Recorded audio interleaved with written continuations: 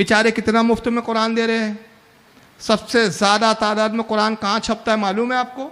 चलो बताओ कहाँ छपता है? हाँ, सऊदीया में। हर हाजी को एक कुरान थमा दिया, हाजी साहब बड़े खुश, हाय हाय हाय फ्री में मिल गया। भाई बरेली लोग तो यार देते नहीं, उल्टा नजराना लेते हैं। भाई बरेली नजराना इसलिए लेते हैं कि वो नजराना लेते हैं और ईमान देते हैं, और ये मुफ्त में कुछ देते हैं और ईमान छीन लेते हैं।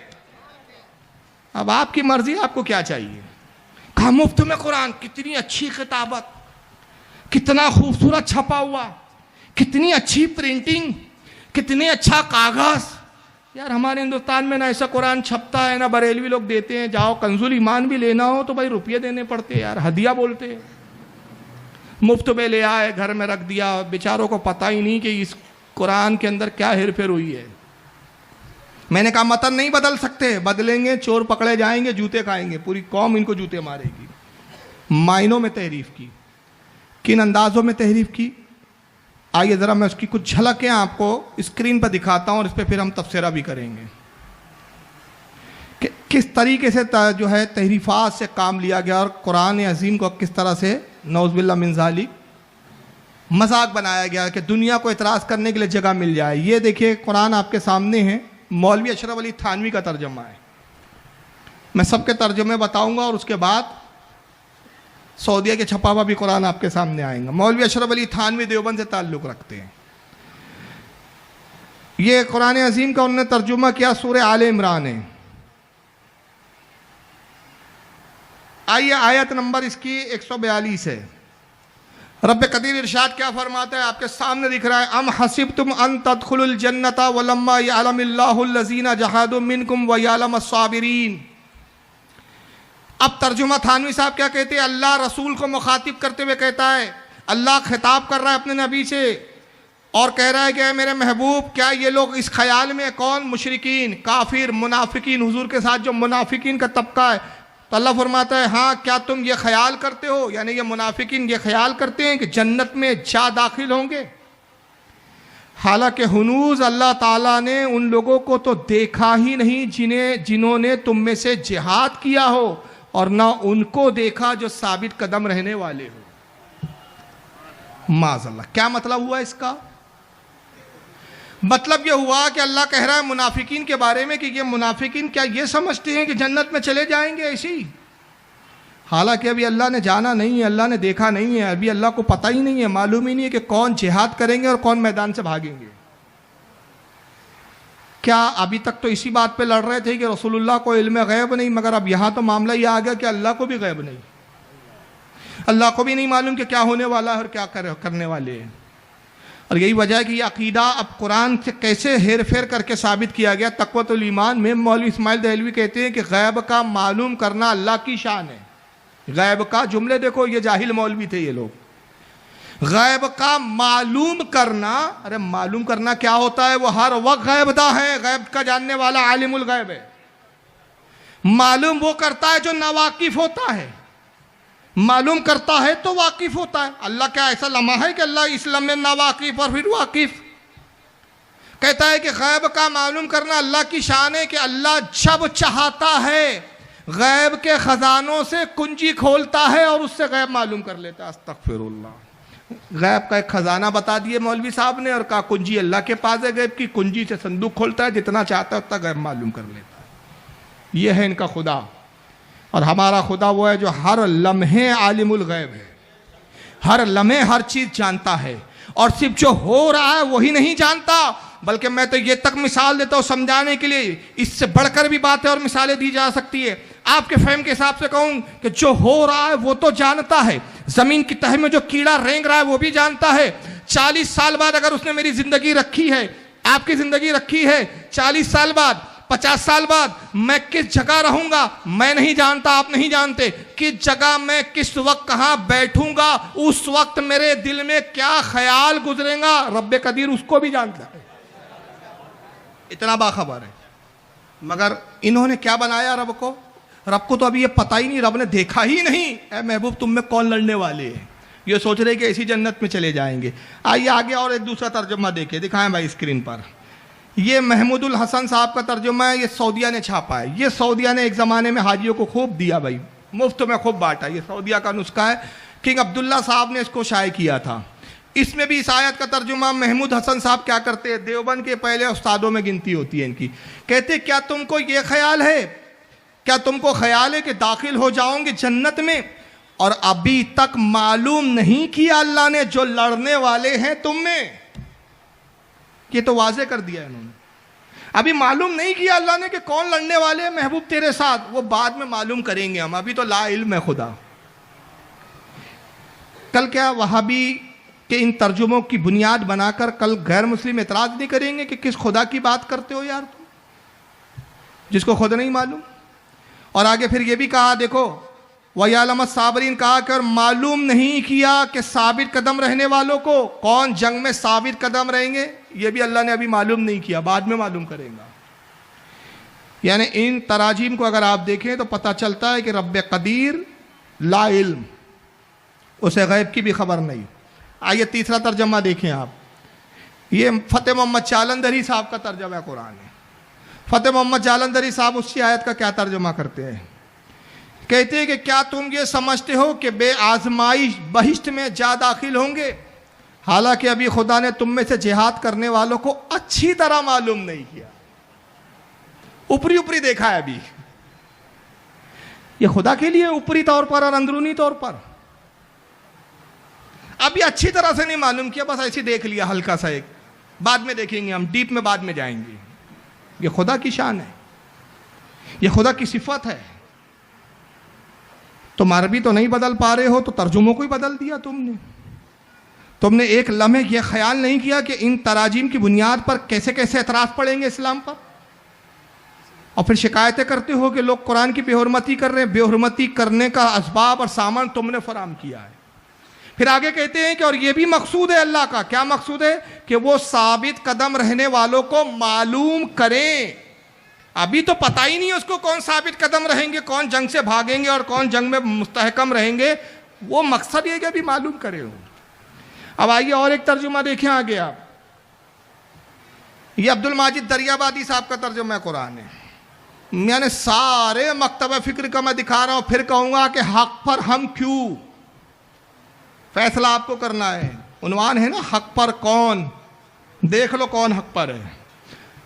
अब्दुल माजिद दरियाबादी साहब क्या तर्जुमा करते हैं कुरान अजीम का इसी आयत का, कहते हैं शायद, लीजिए ये तो और ही जनाब अजीब निकले, अल्लाह के लिए भी शायद है।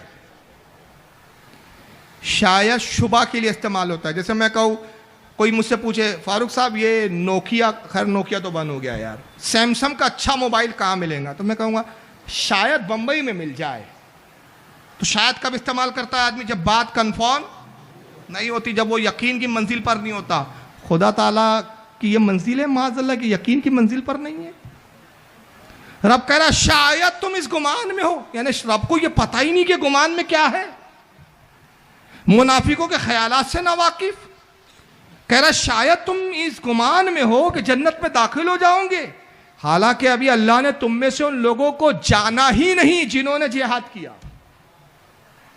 अब इनके हिसाब से तो जिहाद हो भी गया, बाकी तो कह रहे थे अभी मालूम करेंगे कौन लड़ने वाले, और ये तर्जुमा में बता रहे अल्लाह ने मालूम नहीं किया कि किसने जिहाद किया, पता ही नहीं चला उसको। और न सब्र करने वालों को जाना, अब बाद में जानेगा। अब ये है वहीदुज़्ज़मा साहब का तर्जुमा जो अहले हदीस जमात से ताल्लुक़ रखते हैं। गैर मुक़ल्लिद नाम निहाद, गैर मुक़ल्लिद नाम निहाद अहले हदीस, गैर मुक़ल्लिद साहब वहीदुज़्ज़मा साहब क्या तर्जुमा करते हैं, ज़रा इनका भी तर्जुमा सुन लीजिए। क्या तुम ये समझे कि जन्नत में चल देंगे, ये चल देंगे कौन सी उर्दू है मेरे समझ में नहीं आई। अरे भाई जन्नत में चले जाओगे, क्या ये समझ लो कि जन्नत में चले जाओगे या जन्नत में दाखिल हो जाओगे, यहाँ तो चल देंगे। अरे ये क्या देंगे, चल देंगे क्या है, ये कौन सी उर्दू है भाई। इन बेचारों को उर्दू की फसाहत से भी दूर का वास्ता नहीं, और दावे हैं कि हम हक पर हैं। यही वजह है कि इनके मौलवी सामने नहीं बैठते बेचारे, उनको मालूम है सामने बैठने में प्रॉब्लम क्या होती है, पीछे जितना चिल्ला सकते चिल्ला लो। कहते क्या तुम ये समझे कि जन्नत में चल देंगे, और अभी अल्लाह ताला ने ये देखा ही नहीं कि तुम में कौन जिहाद करते हैं, और ना ये देखा कि कौन साबित कदम रहते हैं। मफहूम आगे का वही है इनका कि अल्लाह ने देखा नहीं, अल्लाह को मालूम नहीं। ये मौलवी अबू आला मौदूदी साहब है जमात इस्लामी की, ये भी पीछे नहीं रही, कहा ठहरो सब जहन्नम में जा रहे हैं, मैं भी आ रहा हूं तुम्हारे पीछे पीछे। मुझे क्यों छोड़ रहे हो भाई, मैं भी पीछे हूं। ये जमात इस्लामी की अबू आला मौदूदी कहते क्या तुमने ये समझ रखा है यूं ही जन्नत में चले जाओगे? हालांकि अभी अल्लाह ने तो ये देखा ही नहीं कि तुम में कौन वो लोग हैं जो उसकी राह में जाने लड़ाने वाले और उसकी खातिर सब्र करने वाले। यानी सबके तर्जुमे ये बताते हैं कि अल्लाह ने देखा नहीं, अल्लाह को मालूम नहीं, अल्लाह को पता नहीं। और फिर डॉक्टर जाकिर नाइक खड़े होकर हिंदू पर एतराज करते हैं। अब हिंदू पर एतराज क्या करते हैं जाकिर साहब, वो भी एतराज सुन लो, उसके बाद फिर मैं इस आयत का जवाब देता हूं। सुनिए जरा इनको। और अल्हम्दुलिल्लाह सुम्मा अल्हम्दुलिल्लाह, इस्लाम की दावत देना बहुत आसान है, कठिन काम, लेकिन सिर्फ थोड़ी हिम्मत होना चाहिए और कुछ नहीं। अगर कोई थोड़ी हिम्मत होना चाहिए और खुद भाग गए, समझ रहे आप, खुद ही भाग गए। अभी हिम्मत कहां गई पता नहीं, थोड़ी सी हिम्मत होना चाहिए। सुन लो कितनी हिम्मत है इनमें। इनकी हिम्मत तो हमने बंबई में 8 साल देखे कि इनके घर के सामने ऐसे स्टेज लगा के मैंने कहा जाकिर नाइक मुनाजरा कर लो, हिम्मत नहीं है। बैठ जाएंगे, पाजामा आगे से गीला पीछे से पीला हो जाएगा, हिम्मत नहीं है। हम तो सिर्फ रेडीमेड मजमे में भोगते हैं। अब वो एक 9 साल से भाग रहा है यूपी का भगोड़ा, देखो हंस दिए, सबको पता है, ये इतना मशहूर हो गया ये। एक को तो देश से भगाया और एक को वतन में ही भगा रहा हूं उसके। ये अल्लाह का फजल है। हिम्मत होनी चाहिए। तबलीग करना कोई मुश्किल कठिन काम नहीं है। सही है भाई, बहुत आसान है। जरा देखो क्या कठिन काम नहीं है। मेरा हिंदू दोस्त मुझे पूजा के लिए बुलाएगा, और मुंबई के अंदर सबसे आम पूजा है जो गणेश चतुर्थी। आपने सुना गणेश चतुर्थी के बारे में? सुना कि नहीं? गणपति। हाँ, अगर मेरा हिंदू जानने वाला मुझे गणपति के लिए बुलाएगा और अगर मुझे प्रसाद देगा, तो मैं उससे सिर्फ एक आसान सवाल पूछूंगा कि गणपति कौन है, ये गणेश कौन है? तो मेरा दोस्त मुझसे फरमाएगा कि गणपति भगवान शिवा, लॉर्ड शिवा का बेटा है। और वो कहेगा कि एक दिन जब शिवा घर से बाहर निकलते हैं तो उसकी बीवी पार्वती अपने जिस्म का मैल निकाल के एक बेटा पैदा करती है और उस बेटे से कहती है कि आप घर के दरवाजे पे खड़े रहो और मैं आराम कर रही हूं, घर में किसी को भी अंदर आने मत देना। और कुछ दिन बाद जब शिवा अपने घर पे लौटता है और वो घर में दाखिल होना चाहता है तो ये लड़का उसे रोकता है, कहता है कि मेरी वालदा, मेरी मां आराम फरमा रही है, आप घर में नहीं जा सकते। शिवा तेश में आके, ये लड़का मेरे घर में मुझे दाखिल होने से रोक रहा है, तेश में आके उसकी गर्दन उड़ा डालता है। तो मैं सवाल पूछूंगा मैं हिंदू दोस्त से, आपका भगवान आपके बेटे को नहीं पहचान सकता है, जब मैं तकलीफ में रहूंगा तो मुझे कैसे पहचानेंगे? आपका भगवान आपके बेटे को नहीं पहचान सकता है, तो मैं जब तक तकलीफ में आऊंगा तो मुझे कैसे पहचानेगा? मैं कहूंगा ये आपका भगवान है। मेरा दोस्त कहेगा अरे जाने देना जाकिर, ये तो माइथोलॉजी, ये तो कहानी है, छोड़ना। अरे बट मुझे प्रसाद खाने का है। ये दूसरों का मजाक उड़ाया इन्होंने। क्या उड़ाया कि मेरा हिंदू दोस्त एक प्रसाद लेकर आएगा गणपति का, तो मैं तबलीग करूंगा उसको। कैसे तबलीग करेंगे? मैं कहूंगा भाई ये जिसका प्रसाद लाए हो गणपति कौन है, पहले गणपति के बारे में बताओ। तो कहेगा गणपति लॉर्ड शिवा, खुदा है जो माज़ल्लाह इनका भगवान है, ईश्वर है, जो भी है, उसका बेटा है, शंकर का बेटा है। कैसे पैदा हुआ? पार्वती ने उसको मैल से पैदा किया अपने ना के, फिर उसको बिठा दिया कि मैं आराम कर रही हूँ, मेरी देख रेख करना कम घर की। लॉर्ड शिवा आ गए, उसने कहा मेरी वालदा घर में आराम कर रही है, आप अंदर नहीं जा सकते। शिवा को यानी शिव को गुस्सा आया, तलवार निकाली, गर्दन। सबको मालूम है, आजकल तो आम हो गया है। तो मैं उससे कहूंगा कि यार ये कैसा तुम्हारा भगवान है जिसको खुद ये नहीं मालूम कि ये मेरा बेटा है? जाकिर साहब, जिस मुस्कुराहट के साथ आप हिंदू पे एतराज़ कर रहे हैं, आपके तर्जुमे कुरान अगर इन हिंदुओं के हाथ में थमा दिया जाए तो कहेंगे ये तुम्हारा कैसा खुदा है जिसको खुद नहीं मालूम कौन जंग करने वाले और कौन लड़ने वाले? क्या जवाब दोगे तुम? और दावा है तुम्हारा हम हक पर है। क्या हिंदू इतने बेवकूफ़ समझ रखा है क्या उनको कि उनको नहीं समझ में आएगा? जो तुम्हारी ये तकरीर सुन लेगा और तुम्हारा ही तर्जुमा कुरान उसके हाथ में दे दिया जाए तो वो अंडरलाइन करेगा और आके हाईलाइट करके दिखाएगा, कहेगा जाकिर नाइक तो हमारे ईश्वर हमारे खुदा का मजाक उड़ा रहा है, हमारे शिवा का मजाक उड़ा रहा है कि उसको अपना बेटा नहीं मालूम। तो तुम्हारे खुदा को तो एक दो नहीं पूरी जमात मुनाफिकों की मौजूद है और खुदा कहता है तुम्हारा मुझे नहीं मालूम अभी कौन लड़ेंगे और कौन भागेंगे, मैं जानता ही नहीं अभी। तो जाकिर साहब आपका खुदा भी तो बेइल्म ठहरा।